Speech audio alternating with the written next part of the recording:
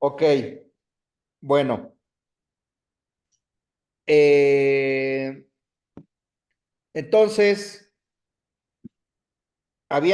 estábamos hablando de las formalidades esenciales del procedimiento y estamos hablando les voy a compartir pantalla nuevamente,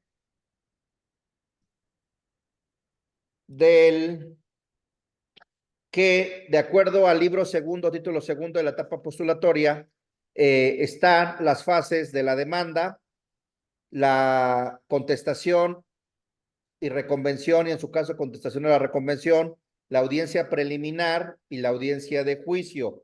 En relación a la demanda, yo le veo una cuestión de inconstitucionalidad por discriminación normativa. La discriminación normativa es cuando el legislador hace una distinción que no está justificada constitucionalmente hablando, y el instrumento constitucional adecuado para determinar la inconstitucionalidad o inconvencionalidad en tratándose de distinciones o de discriminaciones normativas es el test del escrutinio. ¿Se acuerdan que les había hablado del test del escrutinio? Ahorita lo vamos a ver. Miren, en materia familiar hay el test de la litis abierta, y en materia civil no existe tal cosa más que tratándose de la contestación a la demanda. Miren, vamos al código. Vamos al artículo. Vamos al artículo 7.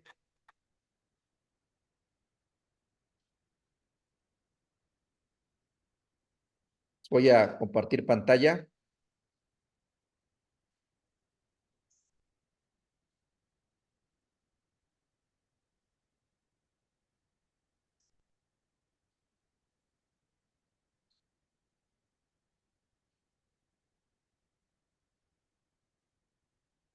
Artículo 7. Son principios rectores del sistema de impartición de justicia en materia civil y familiar. Fracción 12. Litis abierta. A ver, ¿quién lee la fracción 12? Fracción 12. Litis abierta. En materia familiar, la litis no se reduce a la demanda y a la contestación, o en su caso a la reconvención y a la contestación de esta, sino que la autoridad jurisdiccional debe hacer mérito de los hechos constitutivos, modificativos o extintivos, producidos durante la función del proceso y debidamente probados, aunque no hubiesen sido invocados oportunamente como hechos nuevos. Ahora, ¿qué quiere decir? Que como se van dando los acontecimientos de manera dinámica, van siendo modificados, los hechos van siendo extinguidos, las situaciones o los actos jurídicos o los hechos se van modificando, se van extinguiendo, se va modificando la litis. En materia civil no pasa así. Miren, a ver, ¿quién me ayuda con la lectura?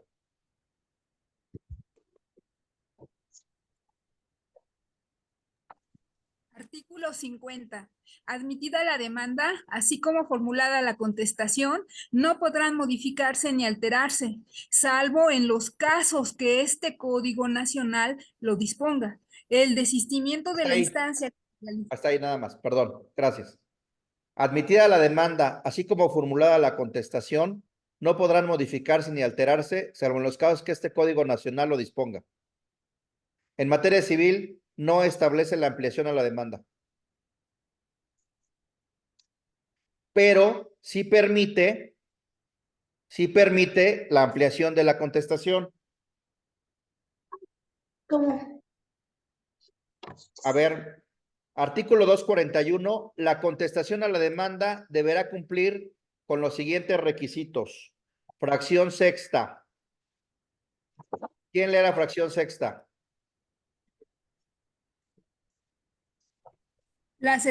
Fracción sexta. Las excepciones y defensas que se tengan se harán valer en la contestación y nunca después, salvo las supervenientes.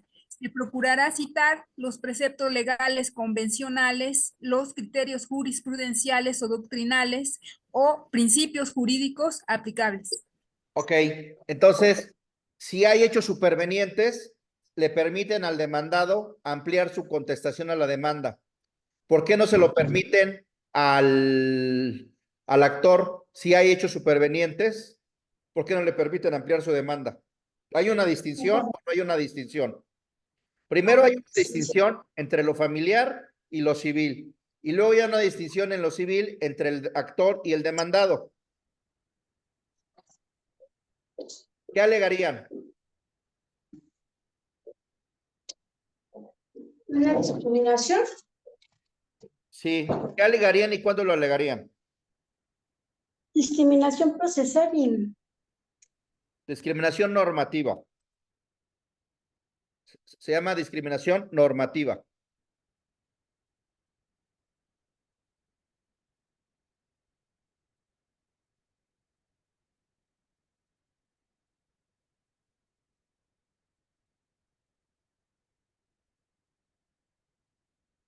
Ok, ¿cuándo lo harían valer?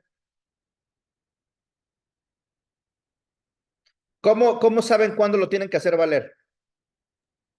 cuando dé contestación el demandado. ¿Cuándo tienen que hacer valer sí, pero ¿cómo tienen que defenderse? ¿Cuándo tienen que hacer valer esa discriminación normativa? Vamos a suponer que contesta el demandado y aparece un hecho superveniente que ustedes no conocían y ustedes quieren ampliar la demanda, pero la legislación no se los permite y ustedes amplían la demanda, les desechan la ampliación y ¿qué tienen que hacer?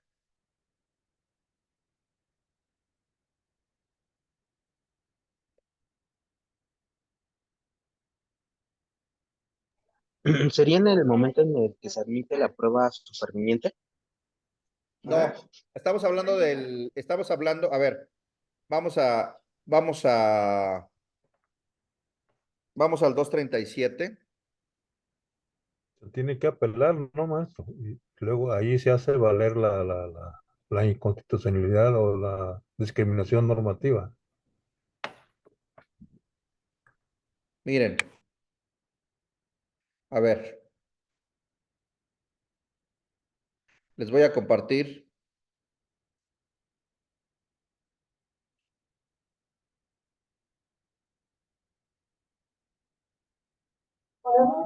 Se tendrá que aplicar por analogía este artículo o en su caso tendríamos que buscar si procede el recurso de apelación, porque si no está previsto la ampliación, pues tendremos que buscar si aplica este artículo o aplica el artículo, el recurso de queja.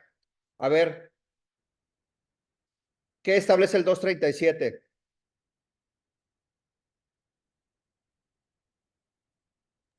El recurso de queja. ¿Qué establece? Dice, artículo 237, la determinación de no admitir la demanda o cualquier otra por la que no se le dé curso se podrá impugnar mediante el recurso de queja para que el tribunal de segunda instancia competente dicte la resolución que corresponda bajo los lineamientos que en derecho le ordene a la autoridad jurisdiccional. En contra de dicha resolución no procede recurso ordinario alguno. Ok, bueno, podremos valorar si es eso, podríamos valorar si es apelación o podríamos valorar. El tema es que analicemos qué recurso procede. Tendremos que agotar el recurso ordinario y entonces, ¿qué amparo procede? Indirecto. ¿Por qué? Por lo que nos comentaba las clases anteriores, se está violando un derecho sustantivo, perdón. ¿Qué derecho? Y en este caso,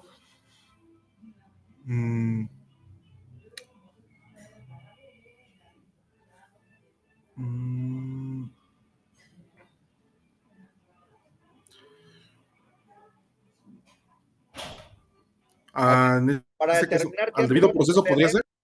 para determinar qué amparo procede, primero tenemos que determinar si el acto se dio antes de juicio, durante el juicio, si es sentencia o si es después de concluido. ¿Fue antes de juicio? No. ¿Fue antes de juicio? ¿Sería de posible reparación? Por eso, ¿fue antes de juicio? ¿Sí o no? No. No. No, ¿Es sentencia? No. no, ¿Es después de concluido? No. No, Es No. dentro de juicio, ¿no? sí, Entonces Sí. tenemos que dentro de esas 4 posibilidades, tenemos que determinar cuál es. ¿Es de imposible reparación? ¿Viola un derecho anterior al juicio? ¿Un derecho a la salud, a la propiedad, a la no, intimidad? ¿Es un derecho es una violación de posible reparación? sí, ¿Por qué? Y se puede recordar el procedimiento, ¿no? ¿Mandé? Se podría reponer el procedimiento. Es un derecho que deriva del procedimiento, ¿no? El derecho a ampliar la demanda, en su caso, derivará del procedimiento. No es un derecho que tenemos fuera o antes del proceso, ¿no? Entonces, es de posible reparación. Y si es de posible reparación, ¿qué amparo procede?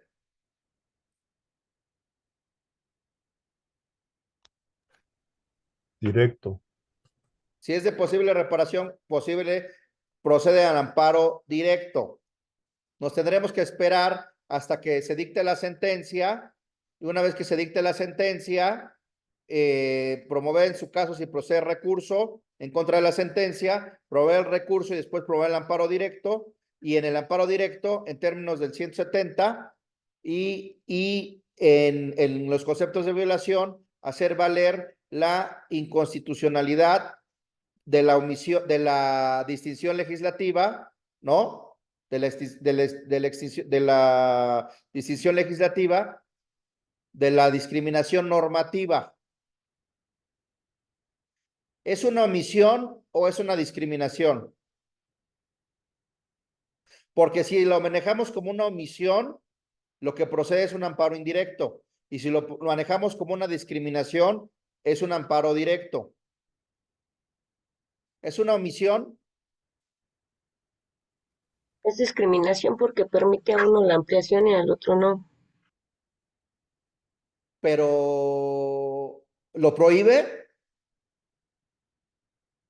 No lo prohíbe, pero de alguna manera lo restringe.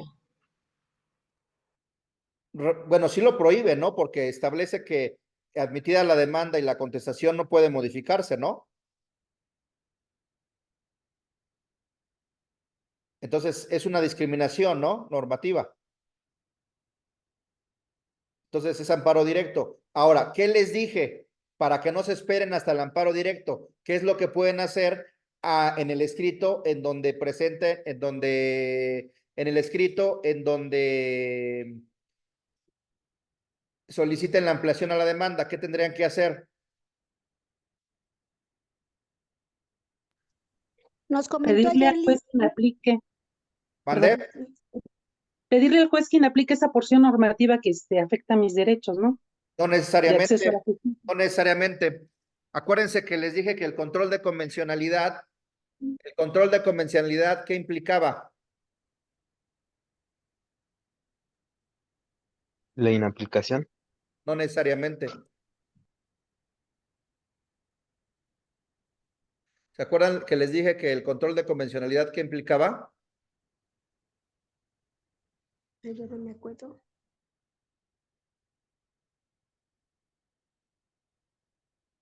El control difuso.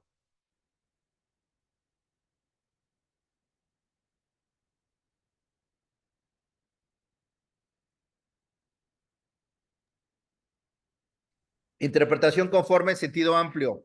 Interpretación conforme en sentido estricto y en su caso inaplicación. Entonces, tendríamos que solicitar la aplicación, la interpretación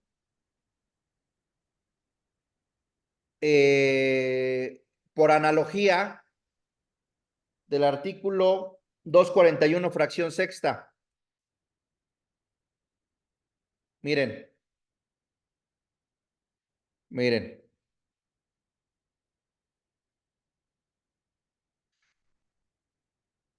Dos 41 fracción sexta.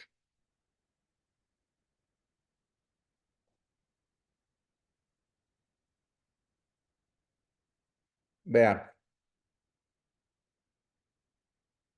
Tendremos que solicitar la aplicación por analogía del 241 fracción sexta, ¿no?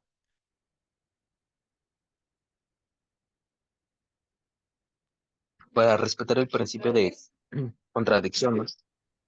Así es.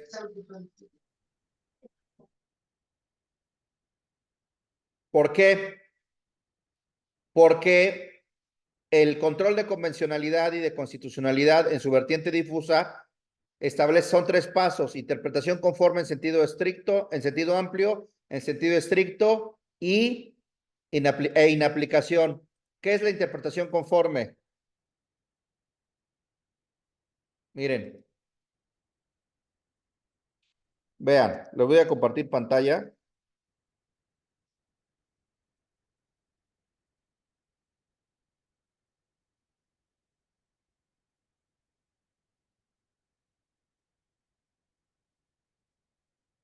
Vean.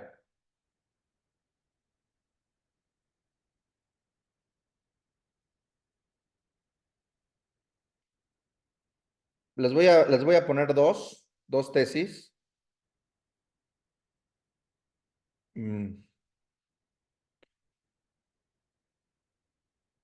Vean. A ver.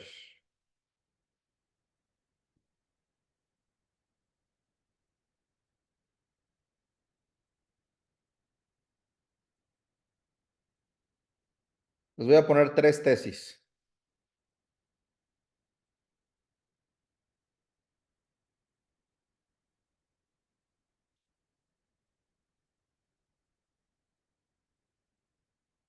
A ver.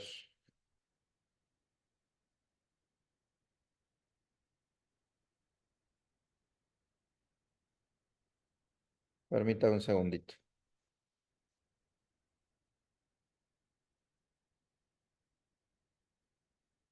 A ver. A ver, aquí está. Les voy a compartir pantalla y me dicen qué es lo que establece la jurisprudencia de la segunda sala. ¿Quién me ayuda? Esa es una jurisprudencia, la 176/2010 de la segunda sala. Principio de interpretación conforme. ¿Quién me ayuda? Yo, Daniel. Venga. Principio de interpretación de la ley conforme a la Constitución. La aplicación del principio de interpretación de la ley conforme a la Constitución Política de los Estados Unidos Mexicanos exige del órgano jurisdiccional optar por aquella de la que derive un resultado acorde al texto supremo. En caso de que la norma secundaria sea oscura y admita 2 o más entendimientos posibles.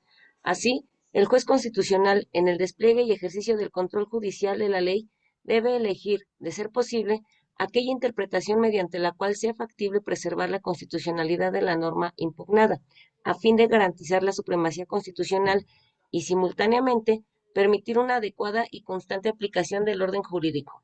Ok, les voy a poner otra. Y después ya decidimos qué vamos a hacer.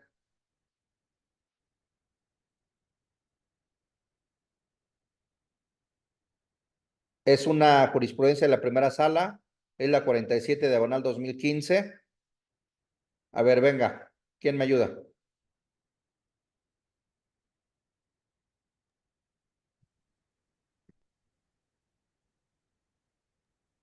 Cuando una norma en sí misma discrimina a una Desde el rubro, por persona, favor.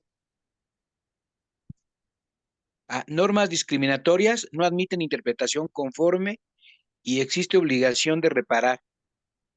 Cuando una norma en sí misma discrimina a una persona o grupo de personas que se ubican en una categoría sospechosa, no es posible realizar una interpretación conforme, pues dicha norma continuaría existiendo en su redacción, aun siendo discriminatoria y contraria al artículo primero constitucional y a las obligaciones internacionales contraídas por México en cuanto a no discriminar con base en categorías sospechosas.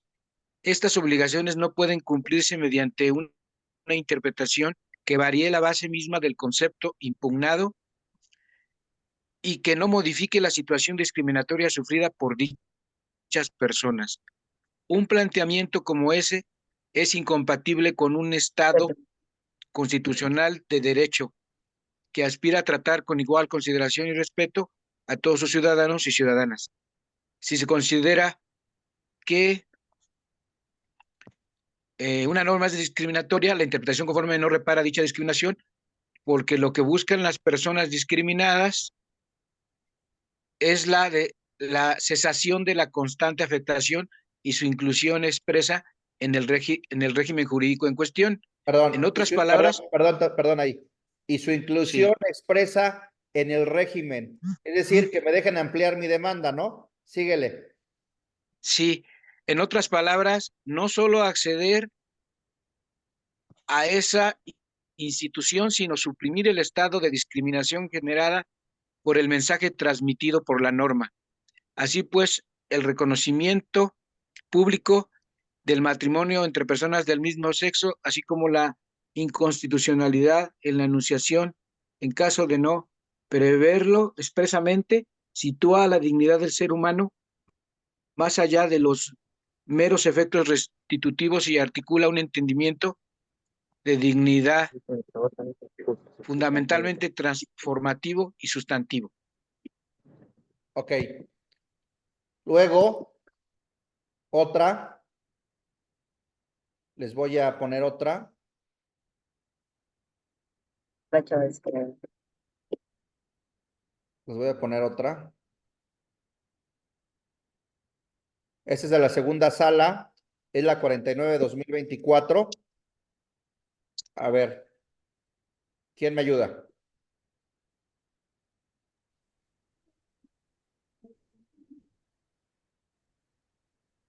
Pro. 20 litros. 10. 10. Interpretación conforme. Metodología para su aplicación por parte de los órganos jurisdiccionales. Hechos. Los padres de un menor de edad diagnosticado con atrofia muscular espinal tipo 1 reclamaron la inconstitucionalidad de los artículos 140 bis de la Ley del Seguro Social y 37 bis de la Ley del Instituto de Seguridad y Servicios Sociales de los Trabajadores del Estado, que establecen que las madres o los padres trabajadores asegurados cuyos hijos de hasta 16 años hayan sido diagnosticados con cáncer podrán gozar de una licencia por cuidados médicos, pero que en ningún caso podrán otorgarse a ambos padres. Argumentaron que se viola el principio de igualdad y no discriminación al limitar la licencia a uno de los padres y excluir a los que tengan hijos o hijas con otras enfermedades de gravedad similar al cáncer. Se concedió el amparo al estimar que las normas reclamadas contravienen el principio de igualdad y no discriminación, así como los derechos de seguridad y previsión social. La Secretaría del Trabajo y Previsión Social interpuso recurso de revisión en el que sostuvo que las normas debieron validarse realizando una interpretación conforme. Criterio jurídico, la segunda sala de la Suprema Corte de Justicia de la Nación determina que los órganos jurisdiccionales deben cumplir al menos con 4 pasos básicos en la metodología de la interpretación conforme. 1. Definir las normas supremas o de aplicación preferente, ya sean normas constitucionales o convencionales. En este paso es obligatorio tomar en cuenta las normas que integran el derecho internacional de los derechos humanos. Segundo, aclarar cuáles son las implicaciones o alcances que tiene el derecho humano para contar con una guía para la interpretación. Tercero, obtener todos los sentidos posibles de la norma a controlar a través de los cánones tradicionales de interpretación gramatical, literal, sistemática, histórica, genética, auténtica, teleológica, analógica, etc. No es posible continuar con una interpretación conforme si la norma es totalmente unívoca y no Gracias. admite diversas excepciones. Y cuarto, debe realizarse un ejercicio de contraste entre los sentidos obtenidos y la norma suprema que guía la interpretación para eliminar aquellos que sean incompatibles, subsistiendo solo los que sí sean conformes con el derecho humano. Justificación. Los órganos jurisdiccionales deben definir la norma que toman como parámetro, ya sea que la dominen, que le dominen, que le denominen bloque de constitucionalidad, parámetro de regularidad o red de derechos. Con este paso, el órgano jurídico aclara No traigo dinero, por Nada, eso nada. pregunto. la fuente del derecho humano. También es crucial que defina su alcance, por lo que deben tomarse en cuenta los estándares internacionales de derechos humanos y dejar espacio para respetar un margen de apreciación de las legislaturas democráticas. Es crucial obtener todos los sentidos posibles del precepto controlado, porque no hay interpretación conforme si no se explicita la diversidad de sentidos que pudiera tener. Si admite solamente una posible interpretación el órgano intérprete, debe detenerse en este paso. Finalmente, la interpretación conforme debe concluir necesariamente excluyendo los sentidos que puedan colisionar con la Constitución Federal. De esta forma se alcanza una definición del sentido que debe darse a la ley o norma controlada. Ok. El artículo 50, el artículo 50 del Código Nacional de Procedimientos Civiles y Familiares es contrario al derecho de una justicia completa, porque si le permite, y además es contrario al principio, al derecho de acceso a la justicia con las debidas garantías, y es contrario al derecho de acceso a una justicia expedita, es decir, carente de obstáculos. ¿Por qué? Porque al igual que hablábamos del desechamiento, bueno, del desechamiento de la prueba, ¿se acuerdan de la prueba pericial?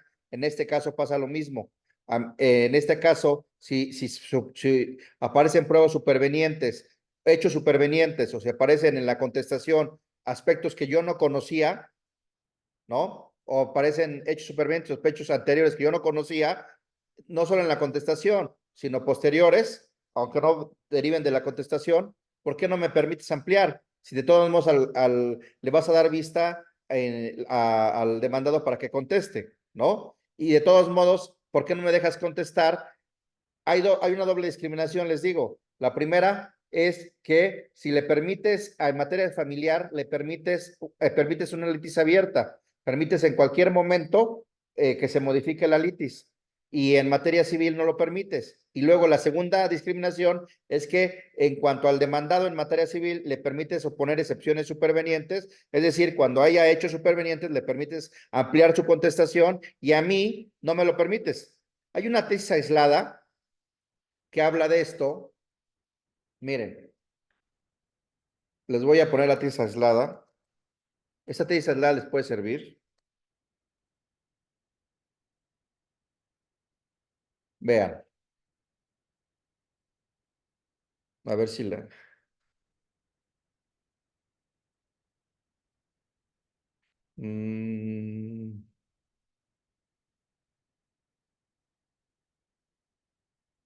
Ampliación de demanda. Procedimientos civiles. Dice aquí.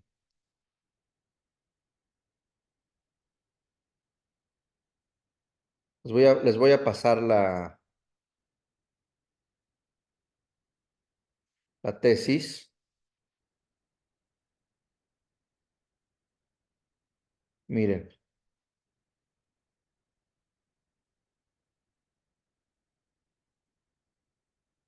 Miren, por ejemplo, hay una tesis. Aquí puede haber los dos criterios. El criterio de que no se prevé la ampliación y el criterio de, por ejemplo, vean, les voy a compartir. ¿Qué pasó, Marco? Hola, profe. Tengo una duda. Sí, ¿Qué no, lo que comentamos ahorita de la litis abierta y la litis cerrada, qué no sería más bien que en materia familiar sí se podría aplicar porque es de derecho público y en materia civil no, siendo de derecho civil? Porque si se amplía la demanda, eso implicaría que si se incorporan nuevos hechos, también se tendrá que incorporar nuevas prestaciones, lo que implicaría que el juicio no se llevaría conforme a las formalidades. Porque si se amplía la demanda, se modificaría la, digamos, la litis principal.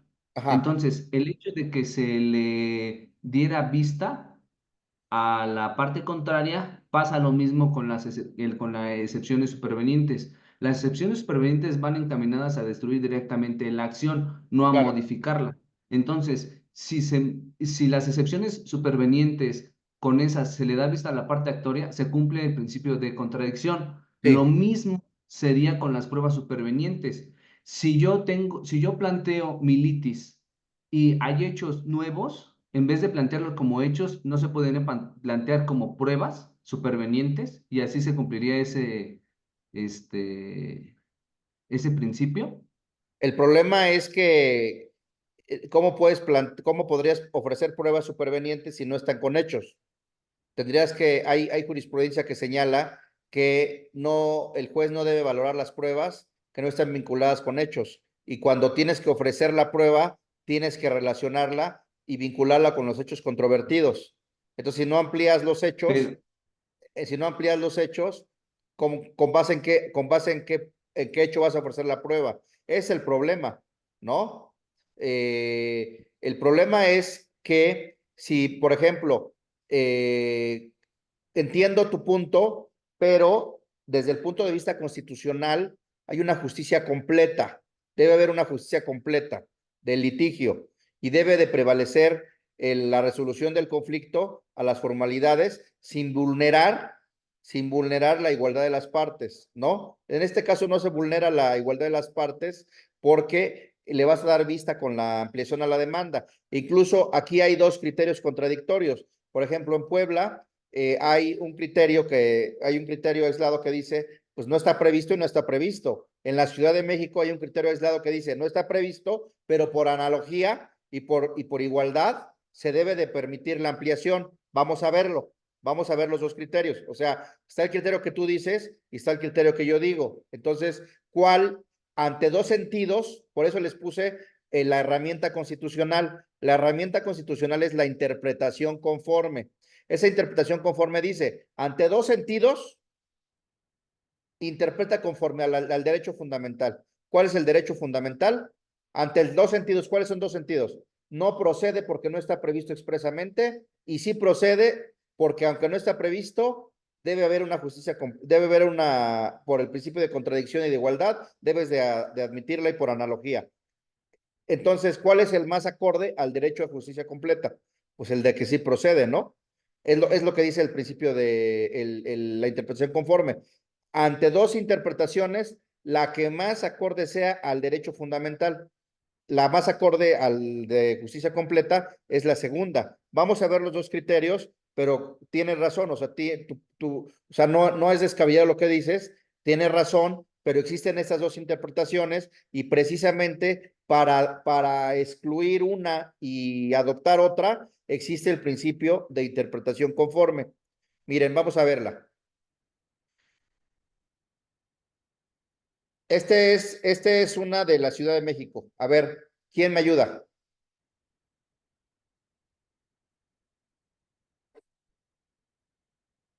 Yo, Esto es Daniel. similar. Venga. Demanda. Ampliación de la término para ejercer ese derecho por hechos supervenientes. Legislación del Distrito Federal. El derecho de la parte actora para ampliar el escrito inicial de demanda con base en hechos supervenientes tiene sustento en la aplicación analógica de los ordinales 268 y 273 de la legislación adjetiva civil para esta localidad.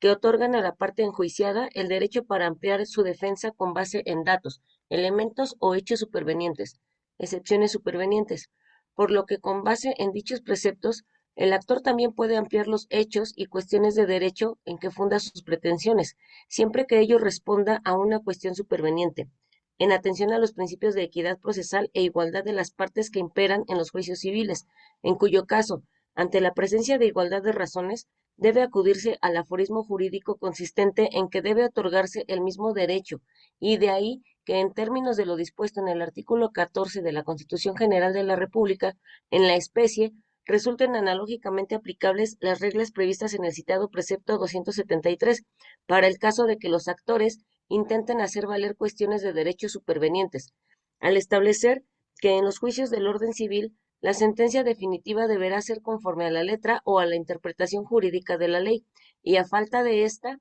se fundará en los principios generales del derecho. Me moví. Pues de lo contrario, se atentaría en contra de dichos principios al no hacerse extensivo ese derecho a la parte actora. En tal virtud, de estimarse que esta última tiene derecho a ampliar su demanda por hechos supervenientes, pero que no debe dársele el mismo plazo para que la legislación procesal civil otorga a la demandada para hacer valer cuestiones supervenientes, se transgrediría el citado principio de equilibrio procesal entre las partes, ya que de ese modo se darían mayores ventajas a la parte actora, a causa de estimar que cuenta con un plazo mayor que el otorgado a la demandada por dicha codificación adjetiva para tal efecto, e incluso de estimarse que no existe término para que el enjuiciante haga del conocimiento del órgano jurisdiccional aquellos datos y hechos supervenientes, se llegaría al extremo de permitir a este último que manifieste hechos y consideraciones de derecho en cualquier momento del juicio, aún mucho tiempo después de que haya tenido conocimiento de ellos, con lo cual se desnaturalizaría el carácter de periodicidad y preclusión de las etapas procesales en que se divide el procedimiento judicial, por lo que en observancia de los principios de equidad e igualdad procesal,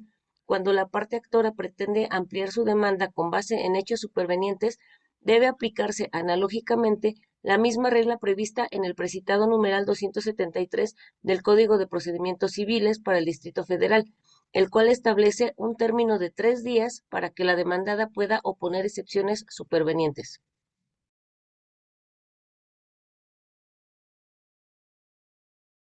No te escuches, Daniel.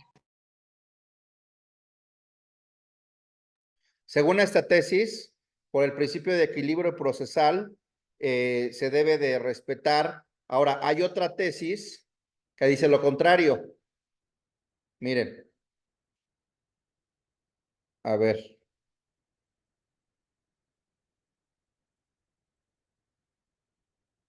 ¿Quién me ayuda?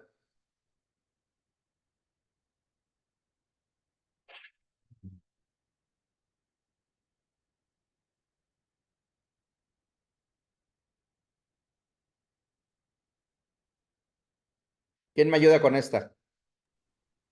Rubro, demanda civil. La legislación procesal del Estado de Puebla no prevé su ampliación. El análisis sistemático de los artículos 118 bis, fracción sexta, 229, 230 y 231 del Código de Procedimientos Civiles para el Estado de Puebla permite sostener que la litis se integra con un solo escrito de demanda y con uno de contestación. Al primero deben acompañarse los documentos que acrediten la personalidad del promovente y los documentos fundatorios de la acción. En caso de la pluralidad de demandados, todos deben señalarse en el mismo escrito inicial, independientemente de conocerse o no su domicilio, en tanto que en el segundo deben oponerse las excepciones y defensas con que cuente el demandado, a quien únicamente le es permitido oponer con posterioridad las de carácter superveniente. Por tanto, al no estar prevista en la legislación procesal local la figura jurídica de la ampliación de la demanda, queda claro que en la intención de la legislatura estatal no estuvo la de permitir al accionante de un juicio incrementar la base de sustento de su reclamo o el número de personas contra los que dirige su pretensión después de que formuló su demanda ante el órgano jurisdiccional. Ok, entonces hay dos interpretaciones De acuerdo a la interpretación conforme, ¿cuál debería prevalecer? La interpretación conforme al derecho humano. ¿Cuál es la que es compatible? ¿Cuál es la interpretación conforme conforme al derecho humano de justicia completa y de justicia con las debidas garantías? La que establece que no está previsto y por lo tanto no procede, o la que, aunque no está previsto por igualdad y equidad procesal, debe de permitirse. ¿Cuál es el más compatible con el derecho de justicia completa?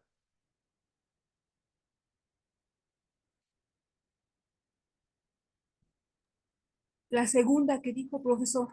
La segunda. La que permite la ampliación de la demanda por analogía. Claro. Claro. Ahora,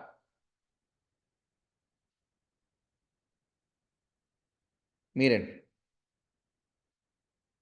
Por eso, vean, cuando les dije, vean cómo todo tiene sentido. Vean las herramientas. Les dije que había una interpretación conforme, les dije que había un control difuso, les dije que había un test de proporcionalidad, un test de escrutinio leve y estricto, les dije que había una ponderación, les dije que había un principio de pro persona y les dije que había los derechos humanos. La interpretación conforme, ya vimos que en este caso de la demanda, ¿no? Les quiero poner otro caso. Les quiero poner otro caso. Miren. Según el libro segundo, título segundo de la etapa postulatoria, hay una admisión. Es 236, ¿está equivocado esto? Es 236, prevención 236 y desechamiento.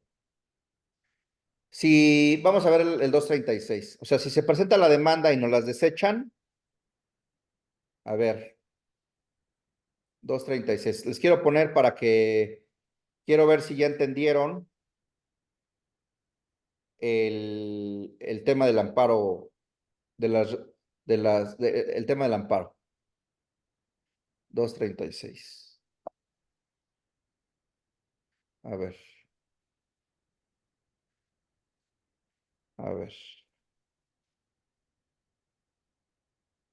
Y si no lo volvemos a repetir. La idea es que lo entiendan. A ver. Miren.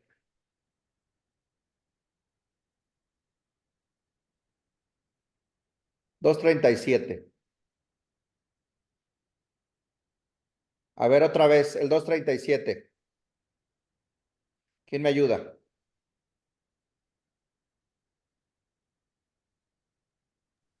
Artículo 237.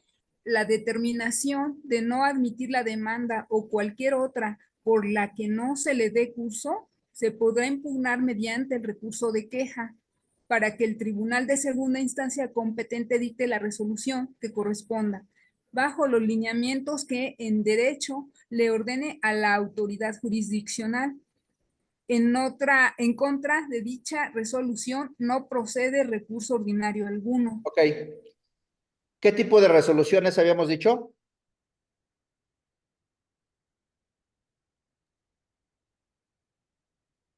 Cuando analicemos, ¿se acuerdan que les dije que tenemos que determinar si es antes de juicio, durante el juicio,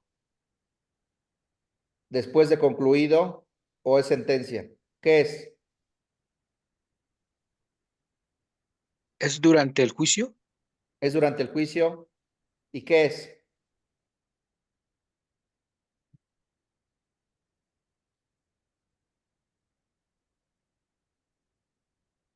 ¿Qué es? Un acto de posible reparación. ¿Es un acto de posible reparación o es una resolución que pone fin al juicio?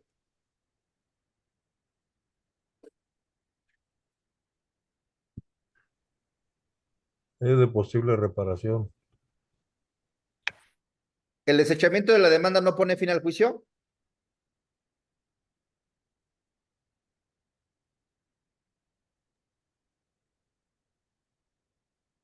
Sí, Sí. ¿Qué habíamos dicho que en términos del 170 era una resolución que pone fin al juicio? Vamos a recordarlo. Vamos a recordarlo. A ver. A ver, 170. 170 de la ley de amparo. A ver, ¿quién me ayuda con la lectura?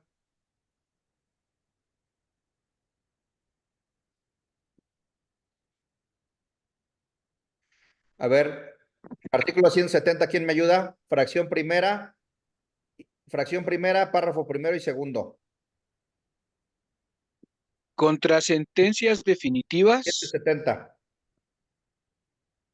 170, sí, perdón. Artículo 170. El juicio de amparo directo procede. Fracción primera. Contra sentencias definitivas, laudos y resoluciones que pongan fin al juicio, dictadas por tribunales judiciales, administrativos, agrarios o del trabajo, ya sea que la violación se cometa en ellos o que, cometida durante el procedimiento, afecte las defensas del quejoso, trascendiendo al resultado del fallo. Párrafo Se segundo. entenderá por... Hasta ahí, ¿verdad? No. Síguele. Se entenderá por sentencias definitivas o laudos los que decidan el juicio en lo principal, por resoluciones que pongan fin al juicio, las que sin decidirlo en lo principal lo dan por concluido. A ver, el En materia desechamiento, hasta ahí, perdón. El desechamiento de la demanda resolvió el juicio en lo principal, resolvió el fondo, resolvió quién tiene razón, No, dio por concluido el juicio,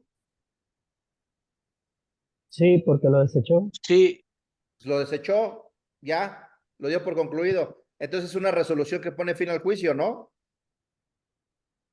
sí, Entonces Sí, procede a sí, amparo directo, ¿no? sí, de sí. acuerdo al 170. Ok, perfecto. Ok. ¿Hasta aquí alguna duda? Vamos a seguir, vamos a seguir, vamos a seguir, vamos a seguir regresando y regresando y regresando y regresando. A ver. Luego.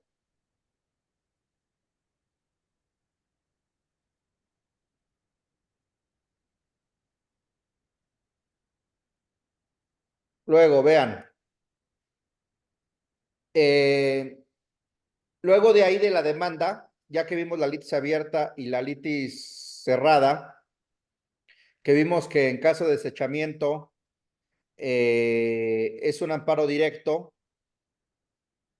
viene la contestación y la reconvención en el 241. Vamos al 241. Vamos al 241. A ver. Vamos al 241.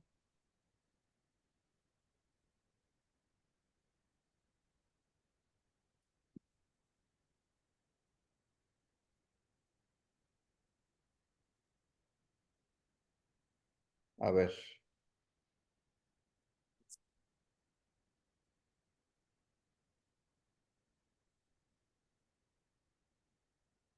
A ver, permítanme.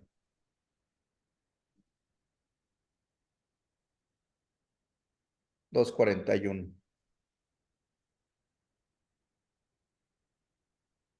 Vamos a la demanda y después vamos al 241.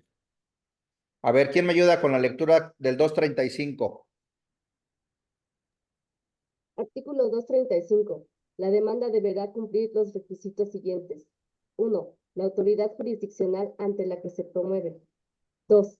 Nombre, denominación o razón social de la parte actora o de quien promueve a su nombre. El domicilio para oír y recibir notificaciones dentro de la jurisdicción, número de telefónico y dirección de correo electrónico para los mismos efectos procesales. Cuando proceda, revelar si el promovente pertenece a grupos sociales en situación de vulnerabilidad.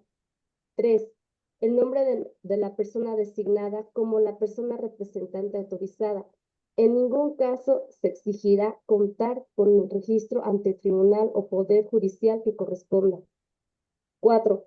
Nombre, denominación o razón social de la parte demandada y su domicilio. 5. Las pretensiones, el objeto u objetos que se reclamen con sus accesorios. 6. La exposición clara y sucinta de los hechos en que el actor funde la demanda relacionados a su vez con el título o títulos de las acciones que se ejerzan. 7.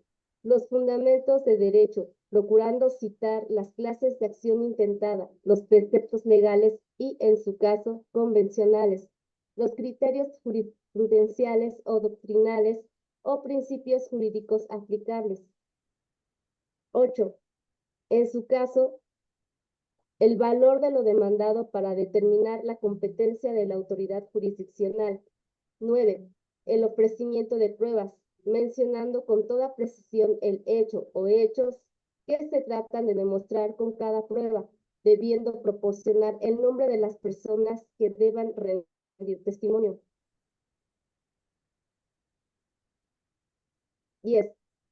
Las firmas de la parte actora o de su persona representante autorizada, si estos no pudieran o no supieran firmar, pondrán su huella dactilar, firmando otra persona en su nombre y a su ruego. Indicando estas circunstancias, igualmente podrá firmar la parte actora, la persona representante autorizada, el escrito, usando su firma electrónica avanzada, la cual deberá corresponder a la persona que promueva.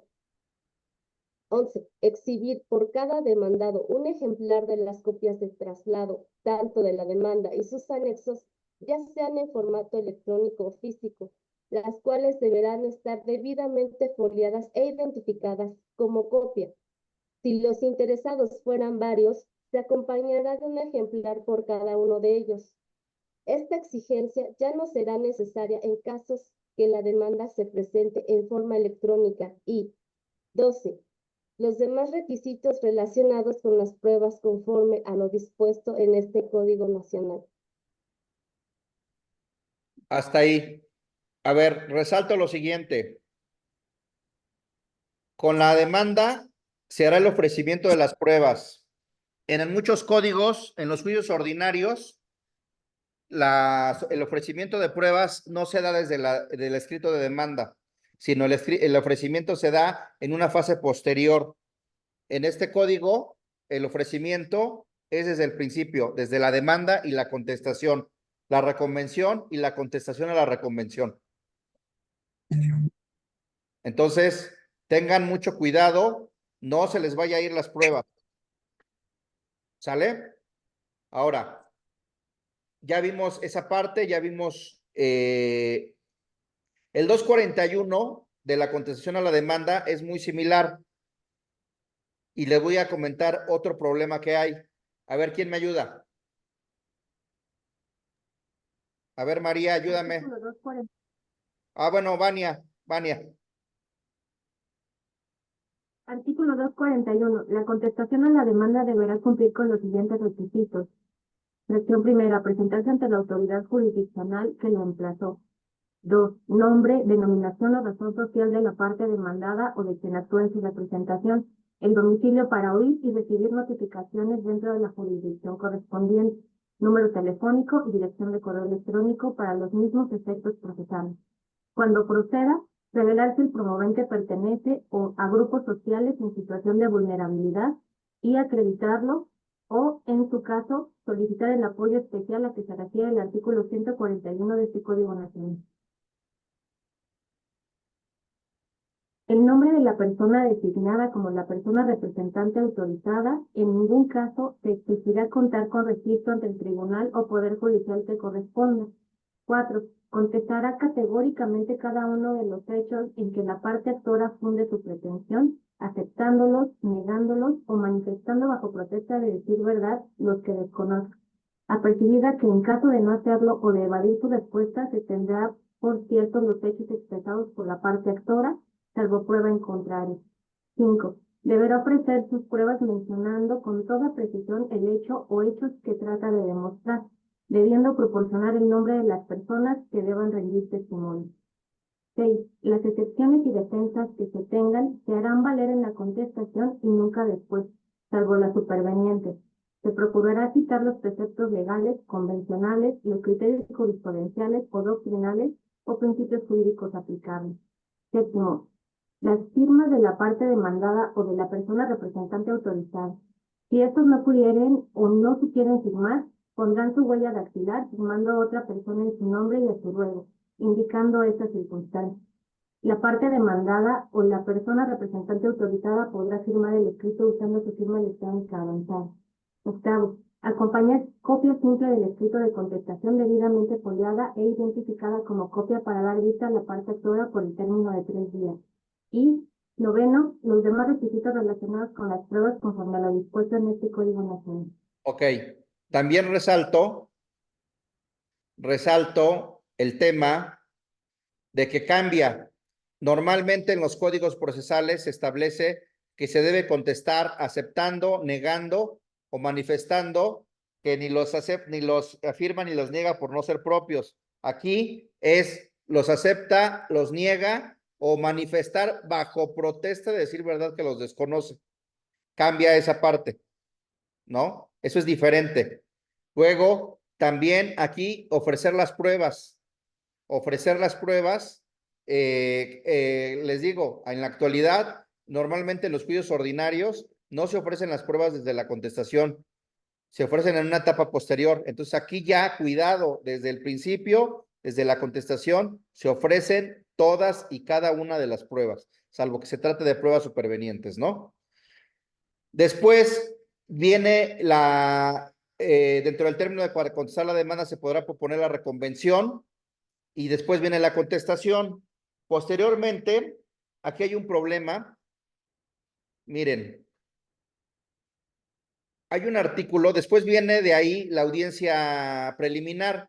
En la audiencia preliminar,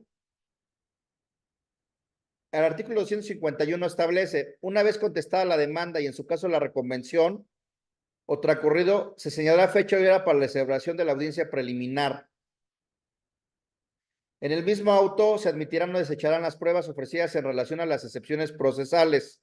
Entonces, se tiene que distinguir en la contestación a la demanda, se pueden hacer valer dos tipos de excepciones, las excepciones procesales y las excepciones sustantivas. Las excepciones procesales se analizan en la audiencia preliminar y las excepciones sustantivas se analizan en la sentencia. Aquí tenemos el mismo problema del 251. En las excepciones de conexidad, litispendencia y cosa juzgada, solo será admisible como prueba la documental. Aquí es más lógico, porque pues, con la documental, la conexidad, la litispendencia y cosa juzgada, ¿qué tal si no tengo dinero o no tengo o no puedo presentar los documentos? Pues puedo ofrecer la inspección también. ¿Por qué no la inspección? ¿Por qué forzosamente la documental? También la inspección de los autos. Estamos con el mismo problema de la falta de personalidad. También con la inspección de los autos se podría acreditar la cosa juzgada, la litispendencia y la conexidad. Ahora, vean, ¿cómo ven este artículo? Cualquier promoción o petición que se presente por escrito en dichas etapas serán devueltas al interesado sin necesidad de acuerdo. O sea, lo que quiere decir que las peticiones se tienen que hacer en la audiencia preliminar o en la audiencia de juicio y tienen que ser verbales. Y dice que cualquier promoción que se presente por escrito serán devueltas al interesado sin necesidad de acuerdo. ¿Qué piensan?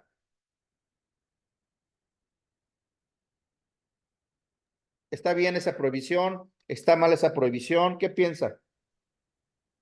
También hay una vulneración, ¿no? También al derecho procesal porque está limitando, ¿no? Bueno, no limitando, está prohibiendo, ¿no? Ahí Mi acceso a la ya no se justicia. puede. Sí, de acceso a sí, al debido proceso o de acceso a la justicia. Imagínense que me tengo que Más esperar, bien, me tengo que esperar hasta aquella audiencia y luego con la carga de trabajo me tengo que esperar. Imagínense, necesito unas copias certificadas. Necesito unas copias certificadas para otro procedimiento, para otro juicio, para otra petición. Necesito unas copias certificadas, necesito algo y me la van a desechar. Me está vulnerando mi derecho de acceso a la justicia, ¿no? Expedita, es decir, sin obstáculos. Voy de acuerdo que probablemente puedas presentar el escrito y te lo acuerden en la audiencia, probablemente, pero ya que te lo desechen de plano,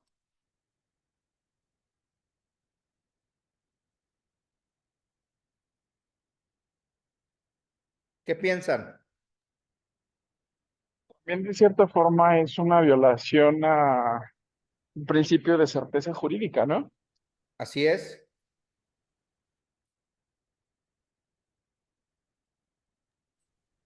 Perdón, maestro, y podría ser incluso al derecho de petición, ¿no? Que tiene que ser por escrito la petición y debe recaer un acuerdo por escrito también a esa petición, pienso.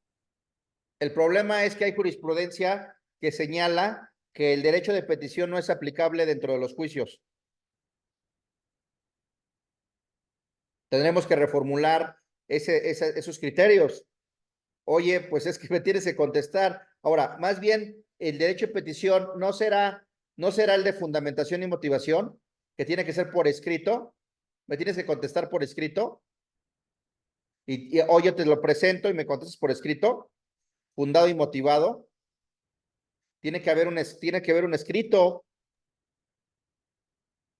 Vamos a ver más adelante que en el juicio sumario no hay expediente. Yo entiendo que va a haber la justicia digital, pero no hay expediente. El problema, no sé si les ha pasado con el Tribunal Federal de Justicia Administrativa, suben a veces los acuerdos o las promociones y las suben todas mal digitalizadas. Te dan vista y entonces no hay expediente, te dan vista y están todas mal digitalizadas. ¿Y cómo usamos la vista? Eso se puede prestar a malas interpretaciones, ¿no?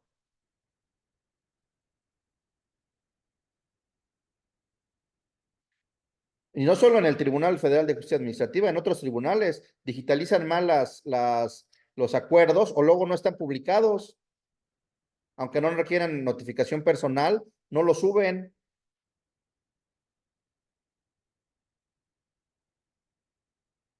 Ok. Ahora, el artículo 277 establece que una vez la autoridad judicial en la audiencia preliminar señalará fecha y hora para la audiencia de juicio. Y en la audiencia preliminar no solo se va a pronunciar sobre las excepciones procesales, sino procederá a señalar fecha, sino se admitirá las pruebas ofrecidas, obviamente, en la demanda y en la contestación. Y procederá a señalar fecha y hora para la audiencia de juicio, en la que se recibirán oralmente las pruebas, se tomará el tiempo para su preparación. Dice que se señalará la audiencia de juicio dentro de los siguientes 40 días.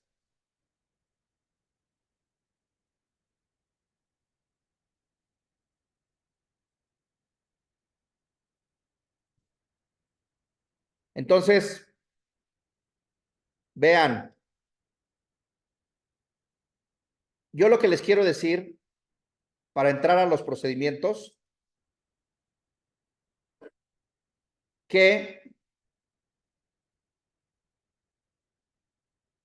ustedes, ya que empecemos a analizar procedimiento por procedimiento de los que nos alcancen, analicen si ese procedimiento respeta las formalidades esenciales del procedimiento, respeta los derechos humanos y si discrimina o no normativamente, Si vulnera el acceso a la justicia completa, pronta, con las debidas garantías, expedita.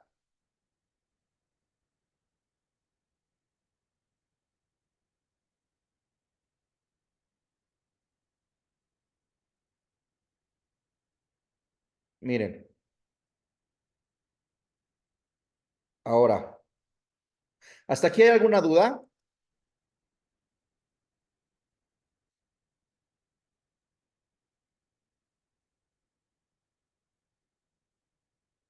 ¿Hay alguna duda hasta aquí? Yo sí, profe. Venga. Con el tema, continuando con el análisis de los tipos de actos para saber cómo atacar el acto dentro de un procedimiento. Si, por ejemplo, se vulnera justo el acceso a la justicia, eh, es un derecho humano, ¿no? Sí, Pero supongamos que es un acto de procedimiento. sí. ¿Cómo sabemos? Es que ahí todavía yo me pierdo un poco. ¿Cómo sabemos si lo tengo que impugnar en amparo directo hasta la sentencia o lo puedo impugnar dentro del procedimiento Bueno, mediante indirecto? hay criterios, eh, hay criterios en donde se ha permitido en amparo indirecto alegar la violación al derecho de acceso a la justicia, pero tratándose de omisiones, no de actos, de omisiones, por ejemplo, Ok. la dilación procesal. Dilación procesal viola acceso a la justicia, pero se refiere a la omisión, no al acto. Hay algunos casos muy extraños en donde se ha considerado que el derecho de acceso a la justicia es un derecho sustantivo, pero la verdad es que no es cierto. El derecho de acceso a la justicia, eso es inexacto. El derecho de acceso a la justicia es un derecho procesal. El acceso a la justicia es un derecho y los derechos conexos derivan y forman parte de un proceso. Se dan con motivo de un proceso, ¿no? Entonces, por lo tanto, son derechos de posible reparación. Yo lo que alegaría, porque acuérdense que hay unas tesis que señalan que después de la reforma de 2011 en materia de derechos humanos, deben de volverse a analizar las tesis y las jurisprudencias, y además el texto transitorio, ¿no?, de la ley de amparo, deben analizarse nuevamente las jurisprudencias y reformularse. Yo lo que alegaría que lo que te causa un agravio, perdón, sí, de imposible reparación es el tiempo. ¿Y a qué derecho te vulneraría el tiempo? Todo el tiempo. ¿Qué derecho les vulneraría? ¿Qué derecho sustantivo les vulneraría el tiempo que lleva un juicio por una justicia lenta? ¿Qué derecho? ¿El debido proceso? Pero sustantivo. Pues justo una justicia pronta y expedita, ¿no? Pero es que ese derecho va en relación a un proceso. Pero ¿qué derecho sustantivo en relación al tiempo sustantivo que no deriva del proceso, que no tiene nada que ver con el proceso, pero que lo afecta? Acceso a la justicia. Tiene que ver con el proceso. Cuando planteen eso, yo plantearía, cuando me toque plantearlo, yo voy a plantear la violación a mi derecho. ¿Qué derecho se les ocurre? A un proyecto de vida. ¿Han escuchado el derecho de acceso, el derecho a un proyecto de vida? Sí. El derecho a un proyecto de vida, un juicio te cambia tu proyecto de vida. ¿Han escuchado el derecho a no ser afectado emocionalmente?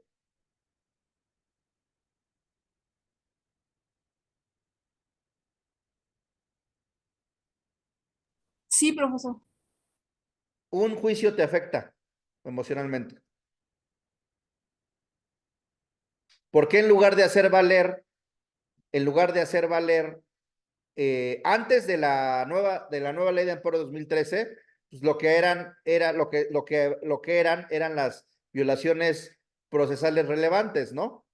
Las violaciones al acceso a la justicia eran las violaciones relevantes, procesales relevantes, pero en la actualidad, pues como ya el 107 de la ley de amparo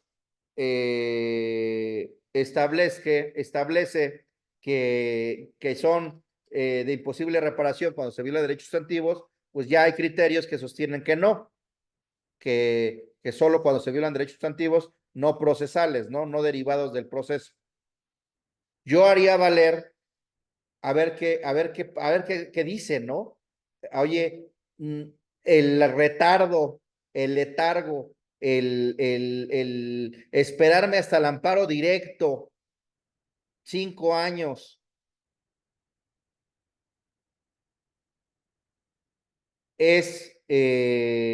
me afecta mi derecho a no ser afectado emocionalmente y mi derecho a un proyecto de vida.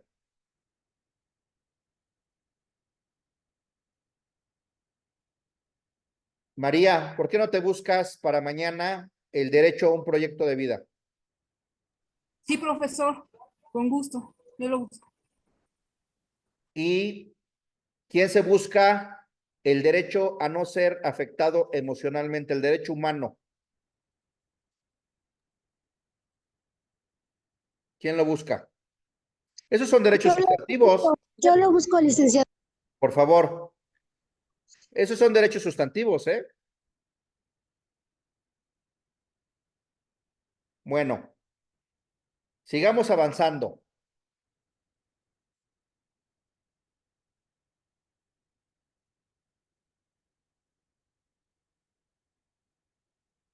El libro tercero todavía es más interesante. El libro tercero se refiere a la justicia civil. El libro tercero tiene 3 títulos. El título primero, el título segundo, el título tercero. El título primero se refiere a los actos prejudiciales. El título segundo se refiere a los procedimientos no contenciosos, mal llamado, porque sí tiene procedimientos contenciosos.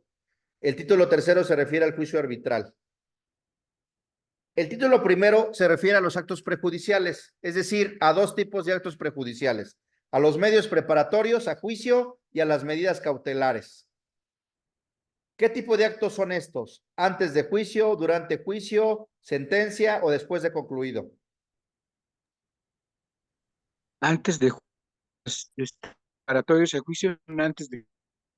Antes de juicio. Entonces, ¿qué amparo procede?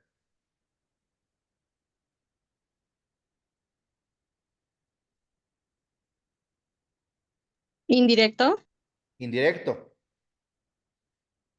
Luego, en los medios preparatorios a juicio en general, vienen los medios preparatorios a juicio en general, vienen los medios preparatorios a juicio ejecutivo, vienen los medios preparatorios a juicio arbitral y vienen las diligencias preliminares de consignación.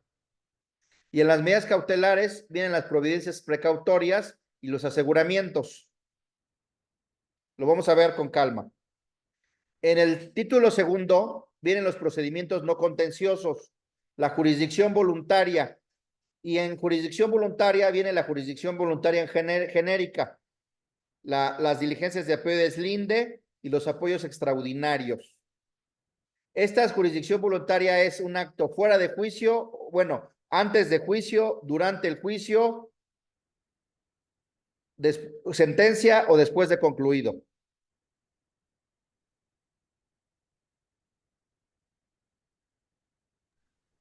Antes de juicio. Antes de juicio. Entonces procede amparo indirecto o amparo directo.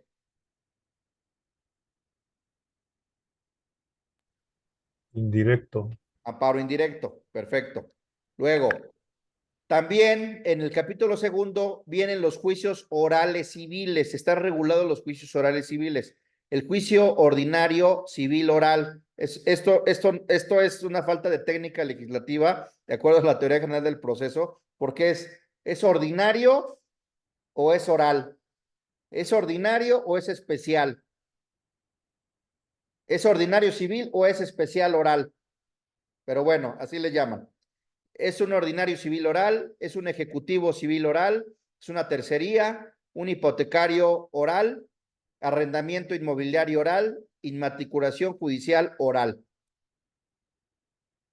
Entonces, pues no son procedimientos no contenciosos, nada más es el capítulo 1, porque el capítulo 2, por eso les digo que está mal regulado y está mal organizado, ¿no? El título 3, el juicio arbitral, capítulo 1, disposiciones generales y ejecución de laudos.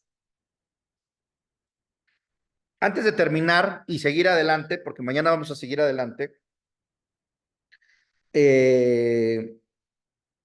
para seguir con nuestros casos prácticos y seguir con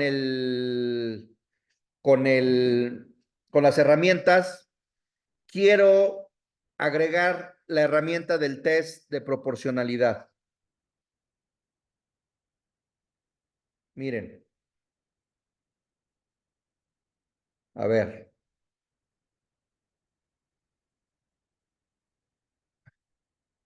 Miren. El test de proporcionalidad tiene 4 fases. Se llama metodología de adjudicación constitucional. Tiene 4 fases. A ver.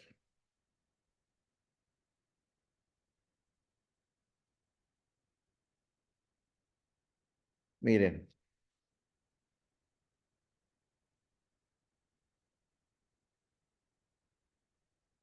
Les voy a compartir pantalla.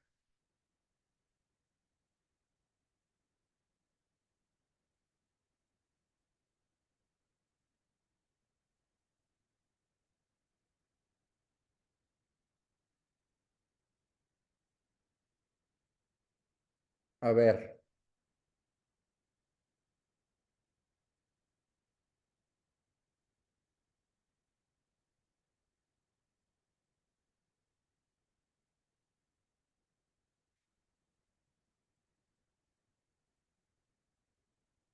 ¿Quién me ayuda con la lectura?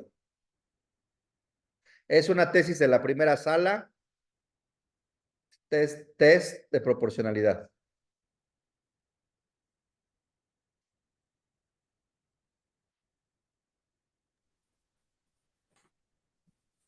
Rubro, test de proporcionalidad. Perdón, antes, María. ¿Qué pasó, Oscar? ¿Nada? A ver, María. No, profe. Omar, perdón. María. Rubro, test de proporcionalidad. Metodología para analizar medidas legislativas que intervengan con un derecho fundamental. El examen de la constitucionalidad de una medida legislativa debe realizarse a través de un análisis en 2 etapas. En una primera etapa, debe determinarse si la norma impugnada incide en el alcance o contenido inicial del derecho en cuestión. Dicho en otros términos, debe establecerse si la medida legislativa impugnada efectivamente limita al derecho fundamental. De esta manera, en esta primera fase corresponde precisar cuáles son las conductas cubiertas prima facie o inicialmente por el derecho. Una vez hecho lo anterior, debe decidirse si la norma impugnada tiene algún efecto sobre dicha conducta, esto es, si incide en el ámbito de protección prima facie del derecho aludido. Si la conclusión es negativa, el examen debe terminar en esta etapa con la declaración de que la medida legislativa impugnada es constitucional. En cambio, si la conclusión es positiva, debe pasarse a otro nivel de análisis. En esta segunda fase debe examinarse si en el caso concreto existe una justificación constitucional para que la medida legislativa reduzca o limite la extensión de la protección que otorga inicialmente el derecho. Al respecto, es necesario tener presente que los derechos y sus respectivos límites operan como principios, de tal manera que las relaciones entre el derecho y sus límites encierran una colisión que debe resolverse con ayuda de un método específico denominado test de proporcionalidad. En este orden de ideas, para que las intervenciones que se realizan a algún derecho fundamental sean constitucionales, deben corroborarse lo siguiente. Primero, que la intervención legislativa persiga un fin constitucionalmente válido. Segundo, que la medida resulte idónea para satisfacer en alguna medida su propósito constitucional. Tercero, que no existan medidas alternativas igualmente idóneas para lograr dicho fin, pero menos lesivas para el derecho fundamental. Y cuarto, que el grado de realización del fin perseguido sea mayor al grado de afectación provocado al derecho fundamental por la medida impugnada. En este contexto, si la medida legislativa no supera el test de proporcionalidad, el derecho fundamental preservará su contenido inicial o prima facie. En cambio, si la ley que limita al derecho se encuentra justificada a la luz del test de proporcionalidad, el contenido definitivo o resultante del derecho será más reducido que el contenido inicial del mismo. Ok, entonces, tiene cuatro fases la metodología, eso se llama metodología de adjudicación constitucional, tiene 4 fases.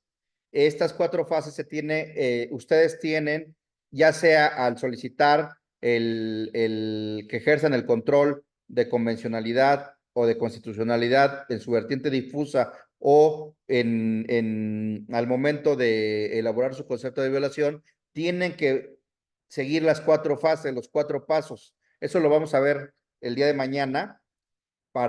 Ya nos vamos a quedar aquí porque tenemos que explicar paso por paso. Vamos a seguir con el análisis del concepto de violación que habíamos realizado con la prueba pericial, pero ahora habíamos analizado desde el punto de vista del principio de indisponibilidad, pero ahora lo vamos a hacer con el test de proporcionalidad, ¿no? El día de mañana. ¿Hasta aquí alguna duda, algún comentario? Nada, todo claro, gracias. ¿No? Muchas gracias. Bueno, Todo bien, profesor. nos Todo vemos bastante mañana. claro, muchas gracias. Cualquier cosa yo les aviso. Hasta luego. Gracias. Buenas Gracias. noches. Hasta mañana, gracias.